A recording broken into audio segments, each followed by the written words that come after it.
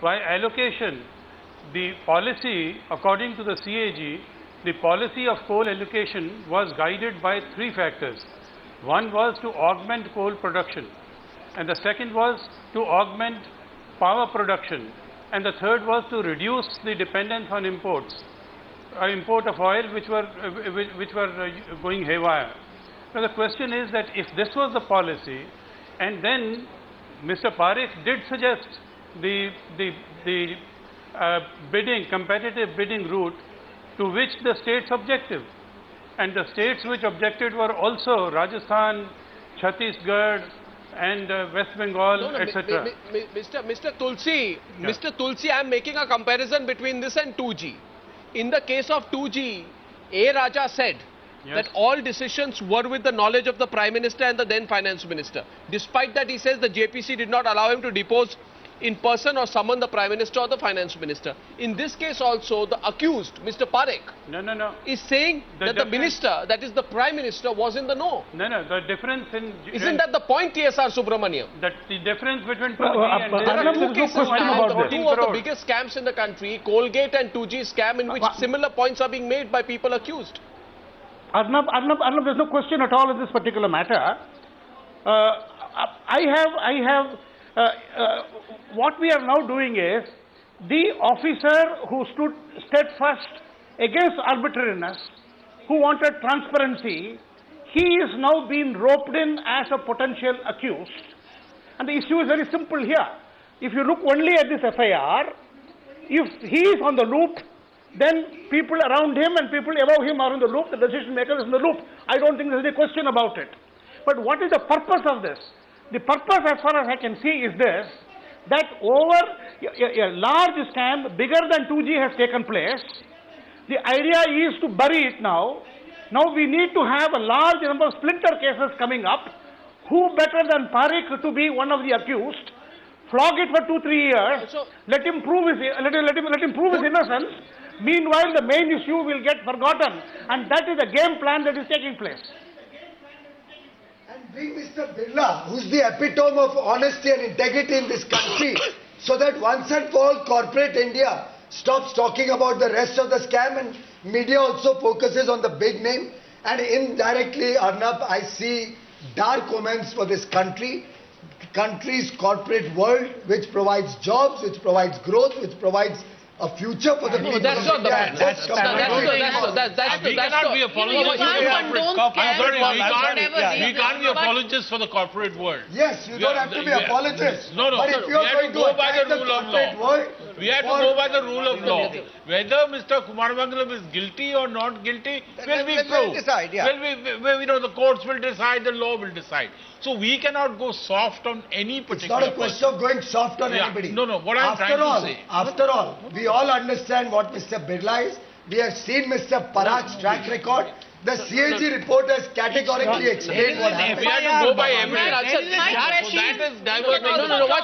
Let's not go off track. You see, here's a simple point. Can I just say, the person on our program today is a person who admits, I met Kumaramangalam Birla. I discussed this particular coal allocation. And he and Kumaramangalam Birla met. CBI says this was wrong and this was a conspiracy. Both of these people are named in the FIR. What he's saying is that I met on the instance of the Prime Minister's office. And meeting is not wrong. No, the question therefore is that Navika, is there some circumstantial evidence that a bribe was paid? That there was some illegality in that. What I'm saying is... There are 140 other cases. No, the question is, did the Prime Minister's office say don't have the meeting?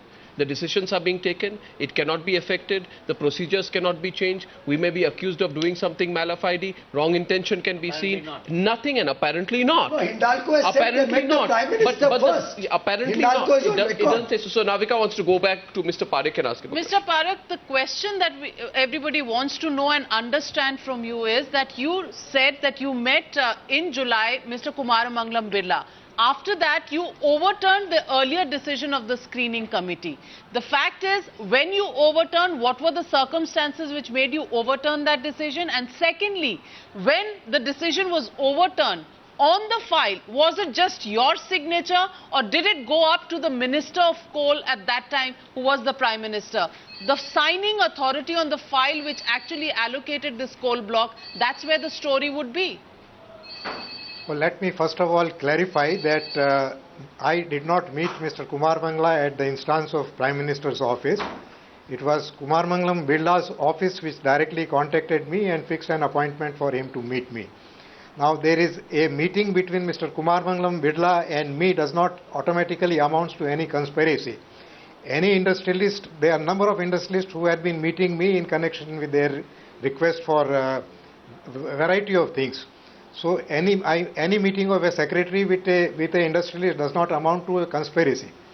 And therefore, to say that because Mr. Birla came and called on me and there has been a conspiracy is absolute nonsense.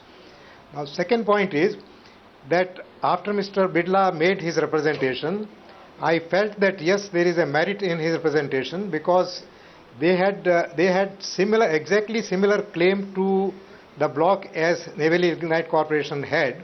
We had in screening committee recommended Naval Corporation simply because it was a public sector company, and since it was my own ministry's company, I also felt that we will recommend it in case of Naval Lignite Corporation. But after Mr. Birla made that representation saying that... Mr. Parekh, sorry to interrupt there. Let's go down to basics. Let's go down. When you met Mr. Birla, right? When you met Mr. Birla, did you know that Mr. Birla had, approached the Prime Minister's office and the Prime Minister's office had encouraged the meeting between you and Mr. Birla? Just answer that, please. No, let's be very direct on that. I do not understand your statement that Prime Minister's office encouraged me to make a meeting. I did not get any direction from Prime Minister's office to meet Mr. Birla. It was a direct... Mr. Parekh, please remember this, that I have you on record responding to the CBI's charge that he favored Aditya Birla Group Chairman Kumar Mangalam Birla. Parekh said, and I quote, Mr. Birla met the Prime Minister and made the presentation that allocation made to Neyveli was unfair. The PMO found merit in Birla's statement and asked me to re-examine it. He said, that is you said, that the entire files involved in the allocation process were approved only after the consent of the Prime Minister and hence he was more responsible than anyone. Quote, I won't say the Prime Minister is the main conspirator, but I will say he has more responsibility, said Parekh. Are you going back on all this? I can quote... I am not going back on any of these statements. All I am saying is that Prime Minister's office sent me the representation made by Mr. Birla to me for examination and resubmission. No, but then you must be a little clear. You have also claimed That's the only Mr. Parekh, are you prevaricating under pressure? Some of our panelists feel you are prevaricating under pressure.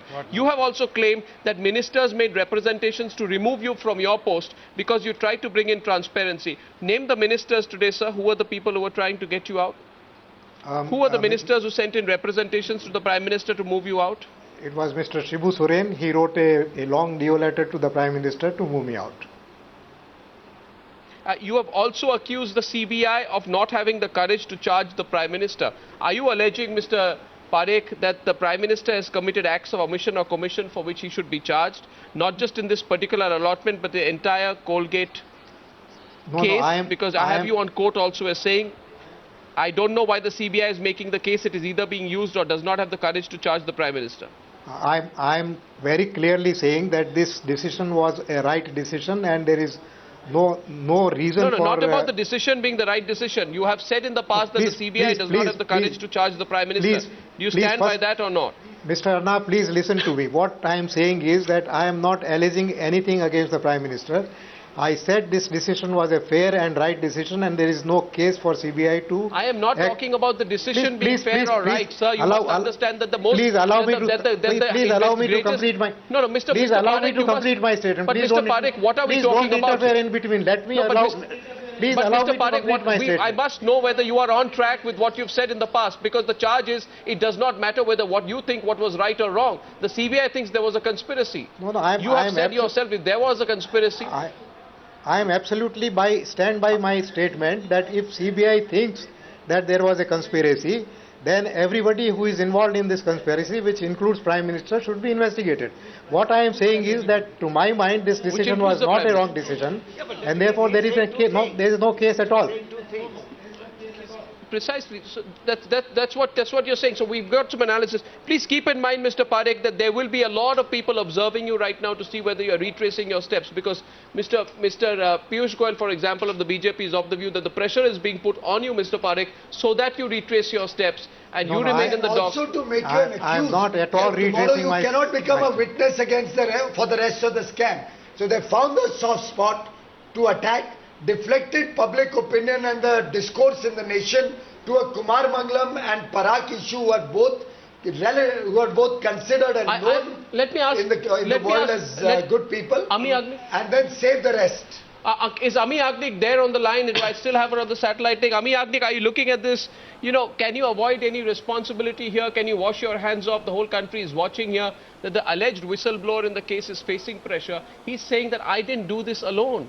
If I did it, then I did it. Mr. Birla and me charge us, but then what about the Prime Minister? He's saying he didn't do anything. He didn't do anything. He's not saying I didn't do it alone. Yes. Ami Agnik, is it? He's saying I didn't do it. Can I? I did it, then Prime Minister should let the Congress respond to this situation, which is getting more complicated. Yes.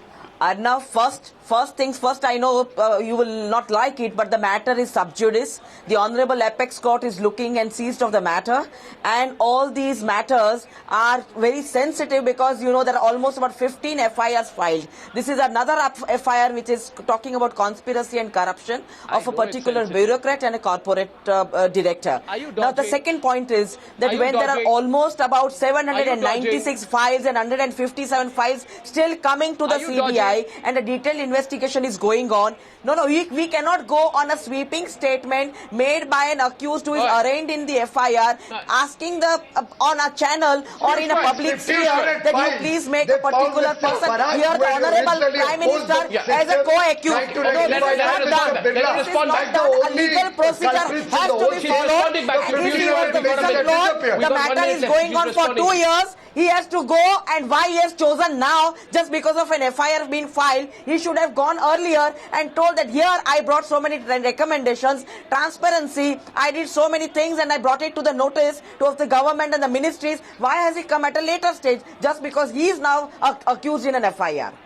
So you can't just make sweeping statements and all the time at the smallest issue you bring the Honorable Prime Minister in the picture. And suddenly he reads about it in the paper about an FIR. If at all those investigations, there should have been serious investigations. Okay, now you know what? I think the story is going to develop. I'm going to take a break here. Mr. Parak, we'll keep the watch. We'll keep talking over the next few days and let's see where this story goes. I thank all our panelists. I thank Navika. I thank all our panelists for joining me on a national poll projection debate. The question that I would like to ask at this point is, do you believe that these controversies like Colgate, which directly affect the government, are impacting the Congress at the centre? We'd like to hear from you.